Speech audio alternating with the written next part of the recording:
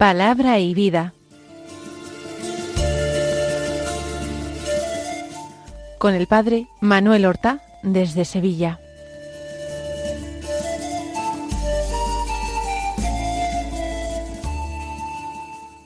En el nombre del Padre, y del Hijo, y del Espíritu Santo. Amén. Alabados sean Jesús y María. Muy buenos días, queridos amigos, oyentes de Radio María y seguidores del programa Palabra y Vida. Hoy es el Día del Señor, es el domingo 14 del tiempo ordinario. Nos hallamos inmersos en este mes de julio, que ya es un mes totalmente veraniego, un mes en el que muchas personas disfrutan ya de vacaciones, otras lo harán más tarde, pero es un mes en que incluso los que no estamos de vacaciones lo vivimos de una forma un poco distinta, un poco especial, un poco más relajada. Y en el Día del Señor la primacía tiene que tenerla la escucha de la palabra, la Eucaristía y el descanso. Ese ocio cristiano que es para dedicarlo a nuestros seres queridos o dedicarlo a nuestro propio cultivo espiritual y humano. El descanso que nos es tan necesario. La palabra de Dios los domingos se nos ofrece con una abundancia especial en la liturgia de la misa. Siempre una primera lectura del Antiguo Testamento, en Pascua del libro de los Hechos de los Apóstoles, una segunda lectura de una epístola, normalmente San Pablo, aunque también a veces alguna de las epístolas católicas, que son así como se llaman a las epístolas de San Pedro, Santiago, San Juan y San Judas, apóstoles. Y finalmente el Evangelio. Entre ambas lecturas está el Salmo responsorial. Nosotros vamos directamente al Evangelio, que es el momento quizás más importante dentro de la liturgia de la palabra en el sacrificio eucarístico. Los domingos de este ciclo B de lecturas dominicales leemos principalmente el Evangelio según San Marcos. Hoy del capítulo 6, los versículos 1 al 6, que dicen así: En aquel tiempo Jesús se dirigió a su ciudad, y lo seguían sus discípulos. Cuando llegó el sábado, empezó a enseñar en la sinagoga. La multitud que lo oía se preguntaba asombrada: ¿de dónde saca todo eso? ¿Qué sabiduría es esa que le ha sido dada? Y esos milagros que realizan sus manos, ¿no es este el carpintero, el hijo de María, hermano de Santiago y José y Judas y Simón? ¿Y sus hermanas no viven con nosotros aquí? Y se escandalizaban a cuenta de él. Les decía: no desprecian a un profeta más que en su tierra, entre sus parientes y en su casa. No pudo hacer allí ningún milagro, sólo curó a algunos enfermos, imponiéndoles las manos, y se admiraba de su falta de fe. Y recorría a los pueblos de alrededor, enseñando. Dice el texto que Jesús se dirigió a su ciudad. Nosotros sabemos que esa ciudad a la que se refiere el evangelista es Nazaret. De hecho, muchísima gente que conocía a Jesús pensaba que él había nacido en Nazaret.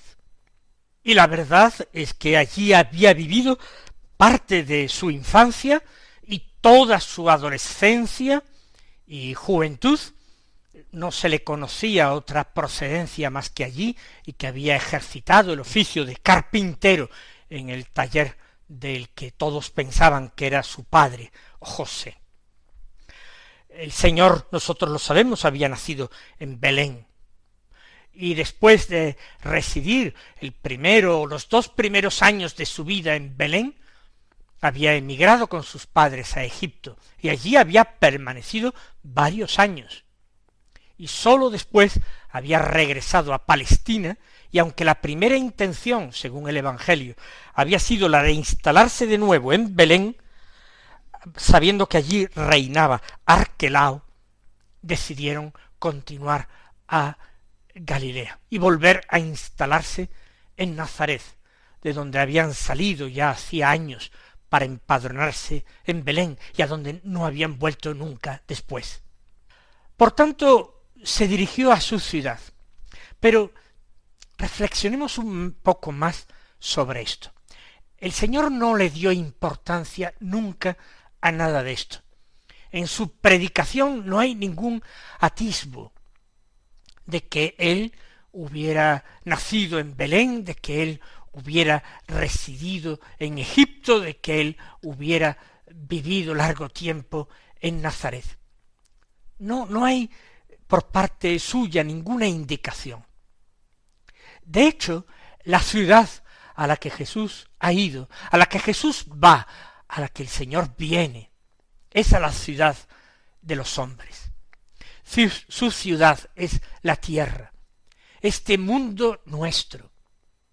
Él gusta llamarse a sí mismo el Hijo del Hombre. No se presenta a sí mismo nunca como el hijo de José, nunca como el hijo de Galilea, no, siempre como el Hijo del Hombre. Él ensancha la perspectiva. El título mesiánico era Hijo de David, pero él no lo utiliza. Cierto que hay muchos personajes en el Evangelio que le dan a Jesús ese título, Hijo de David, confesando así su fe en que Jesús era el Mesías esperado.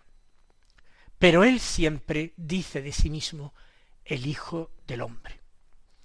Quizás el cristiano tiene también que ensanchar su corazón. Quizás el cristiano tiene que ser católico, universal, descubrir en cada hombre, de cualquier pueblo, de cualquier raza, a alguien que está llamado a ser su hermano, que de hecho lo es en un sentido amplio, y que desde luego lo es por vocación. Nosotros no tenemos que dejarnos llevar por partidismos, por visiones regionalistas, localistas, esa sospecha, ese desprecio, esa suspicacia con que se mira a los que no son de los nuestros. Y cuanto más reducido es el núcleo de personas de la que uno se siente participante, más cerrado es el propio carácter y menos católico el espíritu.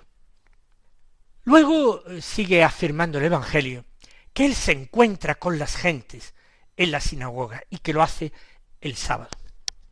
Y también aquí podemos hacer una reflexión.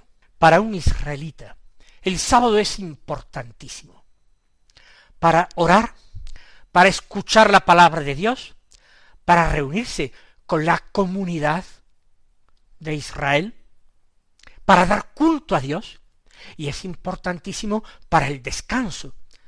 También por eso, para la convivencia en la familia, tiempo para estar en casa, descansar, conversar, compartir las inquietudes, las necesidades, los problemas y los sentimientos con los otros. De hecho, en tiempos de Jesús, la costumbre, al menos para los varones, era pasar toda la mañana en la sinagoga. Y luego se iba uno a casa hacia el mediodía para comer. Los únicos desplazamientos permitidos eran desde el domicilio hasta la sinagoga y regreso, y si acaso algunos pasos más para atender necesidades ineludibles. Por ejemplo, desatar el mulo o el asno o el buey y llevarlo a la pila del pueblo a abrevar, por ejemplo. Eso era algo imprescindible para que no sufriera el ganado. Cosas de ese tipo, solamente cosas de ese tipo. Hoy, para el cristiano, las cosas son muy distintas. Por supuesto, no se trata del sábado, el que nosotros dedicamos al culto a Dios, al ocio, al descanso y a la oración. Es el domingo, que es el día del Señor. Una cultura que empieza a surgir en la segunda mitad avanzada del siglo XX nos hace hablar cada vez menos del domingo y nos hace hablar del fin de semana. Miren, yo tengo la suerte ya por mi edad de que cuando yo era niño, por lo menos hasta los 10 u 11 años, yo iba al colegio el sábado por la mañana y por la tarde. Por la tarde también volvía como los demás días.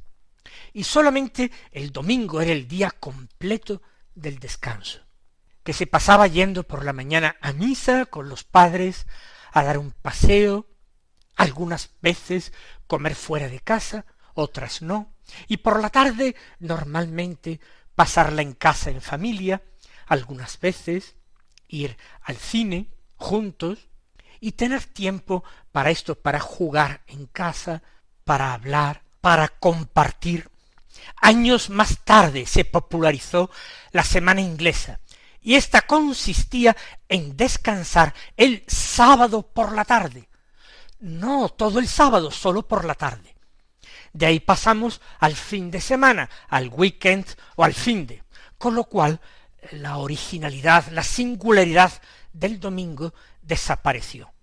Hoy el descanso que tienen, por ejemplo, muchos universitarios, el que aspiran a tener muchos trabajadores, ya digo, y tienen ya muchos universitarios, es que el viernes tampoco se trabaja.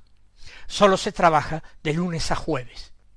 De tal manera que se coge con alegría y ganas el descanso del viernes, se mantiene el sábado, y el domingo es ya el día del hastío y del cansancio. Es muy singular la evolución del día santo y del descanso dominical. Por esto los cristianos, aunque descansen también todo el sábado, aunque terminen descansando también el viernes, tienen que mantener ese carácter sagrado del domingo, y quizás tienen que ser más exactos, incluso más puntillosos que en otras épocas, en el descanso dominical. Porque hay otras cuestiones que pueden ser despachadas con tiempo suficiente el sábado, para que el domingo no sea necesario emplearse en estas cuestiones. Jesús pasa como sus paisanos la mañana en la sinagoga, y allí dirige la palabra y enseña. Y la multitud se queda asombrada. Se quedan todos admirados porque le escuchan, y le escuchan porque ellos también el sábado no trabajan, porque el sábado se lo dedican a Dios, particularmente por la mañana. Por la tarde, en obsequio al mandamiento de Dios, se abstienen de un trabajo que implique ganancia, un trabajo lucrativo. Todo para Dios. Y se preguntaban de dónde saca todo eso, qué sabiduría es esa que le ha sido dada, y esos milagros que realizan sus manos. Es que el domingo es también el día en que uno puede formularse preguntas, el día en que puede ejercitarse en pensar, el día para dedicarlo a la formación, a preguntar y a responder y a responderse, el día para consultar, para leer, el día para formarse, humanamente, pero también y sobre todo cristianamente. Día igualmente para practicar la caridad. Y a Dios gracias, no tenemos medidos nuestros pasos para desplazarnos. Nuestro descanso dominical no implica en modo alguno no poder caminar, no poder practicar algún deporte, o no poder ir a socorrer a los necesitados, a impartir catequesis, a visitar enfermos. Eso no nos está vedado, al contrario. Todas esas son actividades lícitas y algunas de ellas muy recomendables. Hacernos también preguntas y buscar las respuestas. Y se hace una pregunta finalmente que compara la realidad de lo que ven, de lo que oyen, con lo que conocen, por la historia, por la experiencia. ¿No es este el carpintero? el hijo de María, hermano de Santiago y José y Judas y Simón? Ya no le llaman el hijo del carpintero, sino el carpintero. Y no le llaman el hijo de José, sino el hijo de María, y mencionan a sus hermanos. Prueba absolutamente irrefutable de que José había ya muerto, de que no es la referencia inmediata. La referencia inmediata es que es el carpintero. Recordemos que José lo era. Jesús, aunque no lo diga literalmente el Evangelio, ha heredado ese taller de José y se ejercita en este trabajo y gana su vida para él y para su madre como carpintero. Sus hermanos, es decir, sus parientes cercanos, sus primos hermanos, Santiago y José y Judas y Simón, son conocidos porque son de Nazaret y probablemente, prácticamente seguro, Santiago, al que nosotros llamamos el menor para distinguirlo de Santiago el de Zebedeo, Santiago y Judas, llamado Tadeo para distinguirlo del Iscariote, son primos hermanos de Jesús y tal vez y probablemente también Simón. Y ese José, quizás sea ese José el justo, que junto con Matías optó a un puesto como sucesor del que había dejado vacante Judas Iscariote. Y sus hermanas no viven aquí con nosotros. Jesús no ha tenido tiempo de formarse para alcanzar semejante sabiduría, como demuestra con sus palabras, con su enseñanza, con su comentario de la Sagrada Escritura, con esa seguridad, con esa certeza, con esa gracia, autoridad y gracia. Se escandalizaban a cuenta de él. Escandalizarse es extrañarse, es situarse en una situación de sospecha. ¿Qué ha ocurrido? ¿Esta enseñanza le viene a él por malas artes? ¿Es algo diabólico? A veces el demonio, por boca de los endemoniados, no habla lenguas extrañas y revela el porvenir o acontecimientos del pasado. ¿No hace eso el demonio, hablando por boca de hombres poseídos? ¿No podría ser que Jesús estuviera también poseído y por eso hablara de semejante manera cuando nadie le ha enseñado? Y nosotros somos testigos que vivimos con él desde que era niño, desde luego desde antes de los 12 años. Con 12 años Jesús ya vivía hacía tiempo en Nazaret y desde allí fue con sus padres a Jerusalén. Pues se escandalizaban a cuenta de él. Y Jesús interpreta también a su vez este escándalo. E interpreta este escándalo desde la palabra de Dios, que ilumina todas las situaciones, particularmente todas las situaciones referentes al Mesías que iba a venir. Les recordaba este texto: no desprecian a un profeta más que en su tierra, entre sus parientes y en su casa. Que le pregunten si no a Jeremías, que le pregunten a Ezequiel, que le pregunten a Isaías, que le pregunten a Elías, cuántos de ellos fueron despreciados precisamente en su tierra y perseguidos, muchos de ellos a muerte, y particularmente por los que les eran más cercanos. Por eso Jesús dice: ahora esto, no desprecian a un profeta más que en su tierra, entre sus parientes y en su casa. Él asume el destino de los profetas, como lo había asumido su primo Juan Bautista. Él había sido el último de los profetas, o al decir de Jesús, más que un profeta, y había sido condenado a muerte por Herodes, mandado decapitar por Herodes. Esa muerte de Juan para Jesús había sido muy importante, había sido el aldabonazo que marcaba el instante en que él debía comenzar su vida pública. Mientras viviera el precursor, él debía permanecer en lo oculto. Una vez que el precursor había culminado su tarea, entonces empezaba el tiempo definitivo, el tiempo del Mesías. Y la conclusión del Evangelio que hemos escuchado tiene dos partes igualmente importantes. La primera es la afirmación de que allí, en Nazaret, no pudo hacer ningún milagro. Sólo curó algunos enfermos, imponiéndoles las manos.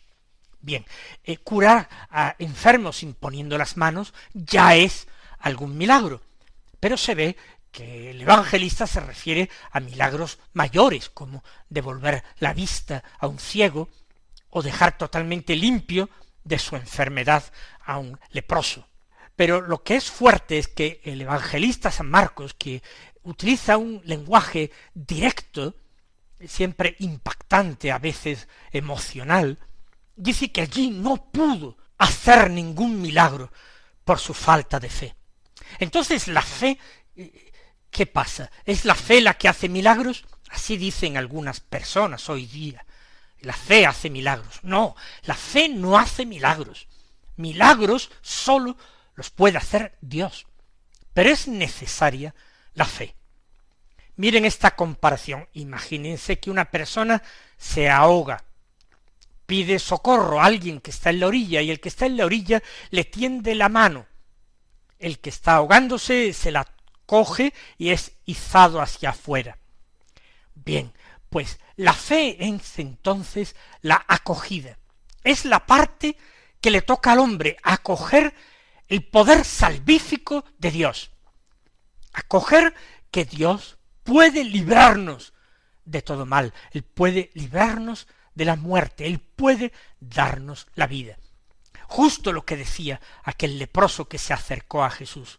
Señor, si quieres, puedes limpiarme.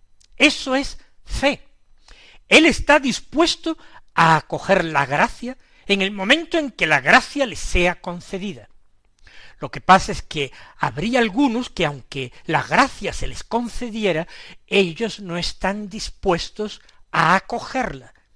Niegan la posibilidad de que una gracia les sea concedida a ellos, precisamente a ellos, y por aquel, precisamente por aquel. Eso es imposible, yo lo rechazo, porque no creo en aquel. Esa es la primera conclusión del evangelista. La segunda conclusión es que afirma que Jesús se admiraba de su falta de fe. ¿Y por qué esta reacción? Porque Jesús había ya hecho demostraciones más que notables de que se podía confiar en él. Había realizado multitud de milagros, y si tantas muchedumbres le seguían, era porque hacía milagros, no solamente porque su enseñanza fuera particularmente llena de autoridad y de gracia, sino porque era un hombre que hacía milagros. Por eso se admira de su falta de fe. Cuanta más cercanía hay, menos confía uno en el poder del otro. Mis queridos hermanos, que el Señor os colme de sus bendiciones, y hasta mañana si Dios quiere.